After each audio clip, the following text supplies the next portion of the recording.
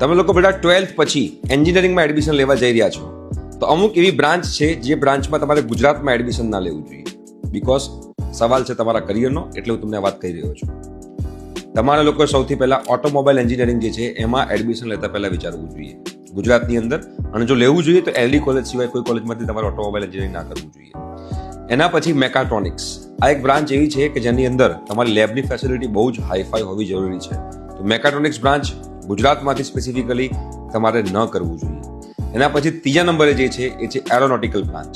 આ એરોનોટિકલ બ્રાન્ચની અંદર તમારા લોકોને જે રિક્વાયરમેન્ટ છે એ રિક્વાયરમેન્ટ પ્રમાણે જે લેબ હોવી જોઈએ, લેબ ફેસિલિટીઝ, એ ગુજરાતની કોલેજોમાં અવેલેબલ નથી. જો તમારે એરોનોટિકલ કરવું જ હોય તો તમે લોકો આઈઆઈએસટી બેંગ્લોરથી તમે લોકો JEE મેન્સ અને JEE એડવાન્સ થ્રુ તમે લોકો એમાં જઈ એરોનોટિકલમાં એડમિશન લઈ શકો છો.